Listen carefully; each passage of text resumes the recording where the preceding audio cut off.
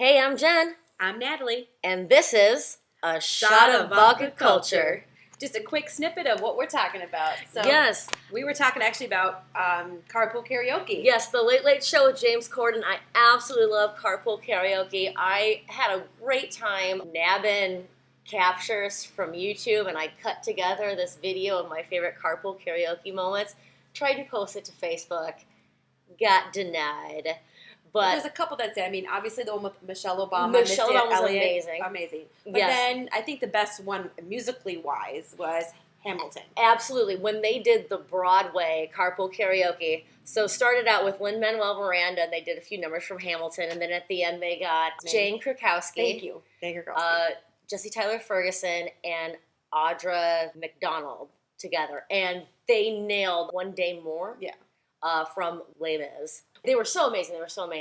And I was surprised at how well James Corden nailed those. Never ceases to amaze me what he knows and the songs he knows and the raps he knows. He rapped it so well. And on that subject, Hamilton is such a cultural phenomenon. And I feel like I joined the party late because I've just gotten hard for it, in the last couple months. Guess all the kids today have been knowing about it for a year. I remember seeing the premiere of it at the Grammys and being like, "That's right. What the fuck is this? This is insane. What's happening here?" And then I looked more into it, and it's really amazing to me the genesis of how this happened. Lin-Manuel Miranda was on vacation with his family. Randomly bought a book on Alexander Hamilton, a biography. I'm sorry, I can't remember the author's name, but he bought it in the airport bookstore. Yes. He's just in the airport bookstore, man. And then he's sitting on the plane. Yeah. Sitting on the plane, gets into chapter 2, and is like, how has this not been made into a thing? Well, it is such a dramatic point of our history. Yes. So. And initially, it began as a hip-hop concept album. And I know this because years ago, he performed for the president and the first lady and a bunch of other White House individuals. And he announced it this is a song from this hip-hop concept album I'm working on about somebody who I think embodies hip-hop. Yeah. Treasury Secretary Alexander Hamilton. And then he performed Alexander Hamilton. And it's so interesting to me. It began as this concept album, but then grew into this Broadway musical, and it took 7 years, which is I can't stay writing something for more than a week before my ADD kicks in, and I'm like, fuck, I got another idea. Let me write this instead. But that includes everything, right? Writing it, production of it, or is that just the writing of it? You're saying all I heard was 7 years to write it. Okay. Which I believe is the lyrics and also the working with the librettist to come up with the music. Yeah. The songs in general. We were talking about this, and which is what provoked this podcast or this shot. This shot. I'm not throwing away my shot. We were talking about this musical was different in the sense that there was, the rapping of the dialogue. So there was so much more, to the music of it. It was all kind of wrapped up in. Can you imagine the difficulty of writing all of these lyrics and then right? I think this musical, it must have been one of the greatest challenges. Most musicals, they are singing songs, you know. This is all rapped, so it's a lot more words to write first of all, and then for the actors, so many more words to memorize. Yeah, and to get the rhythm right, and rapping on the surface seems like, you just say a bunch of words really fast. No, as somebody who does occasionally write rap songs and do rapping, hitting the specific fall of the notes, getting those tiny parts of the beat right is actually very challenging. And I'm in awe. I'm in awe of him. And I think it's so cool that this Puerto Rican immigrant, a child of a Puerto Rican immigrant. And that's what's so great about it, that's what's so modern about this historically. They put it in context of what it is to, belong with, the black actors. Yes, I think there are so many things about Hamilton that are absolutely phenomenal in terms of making a cultural statement. One is the fact that it's told in hip-hop.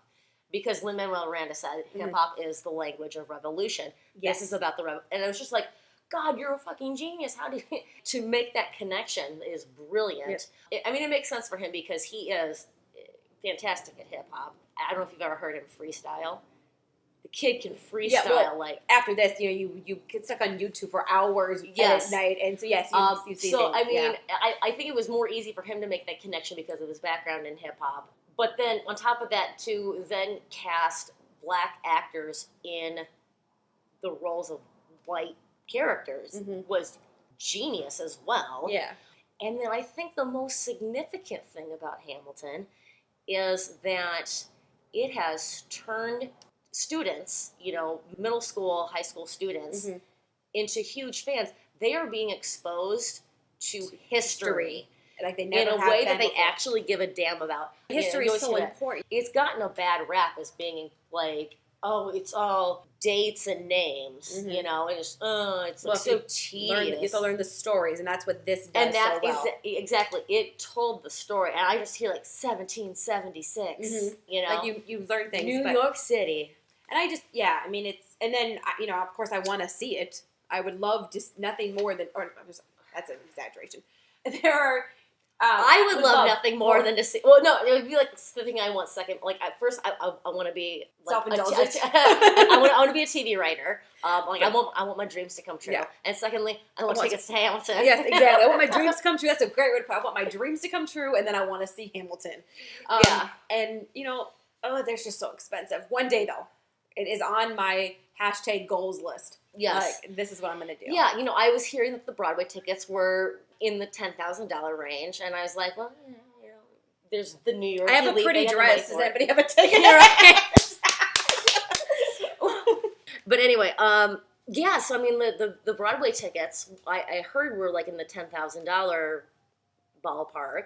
That's cool capitalism, but I can't do it. But I mean, like there's so many New York elites. Or even if they're not New York elites that come to New York just to see the Broadway exactly. play. I mean, like Beyonce and Jay-Z went, and then like afterward they went backstage, and Beyonce talked to Jonathan Groff, who plays King George, and he's like, "Tell me how you do that walk, because I want to steal that walk for my next video." But now, the Chicago production is in process or happening. I don't know what the show the tickets dates are like $600. But yeah, I thought maybe because it's Chicago and not Broadway, the tickets would be more affordable. I've seen the map of the auditorium or whatever you call it. It's called an auditorium, right? Of the stage. Yay, vodka. Yeah. And the nosebleed section, the cheapest seats available are like still near $700. You can't afford that.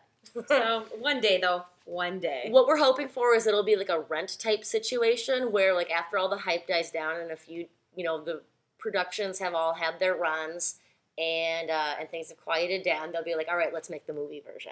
So I'm living for the day of the movie version so we can actually see. Yeah, but I still would like to see it live. I would like to see it on stage. That would be amazing. Yeah. So until next time, I'm Jen. I'm Natalie. And this has been a shot of vodka culture. Alexander Hamilton.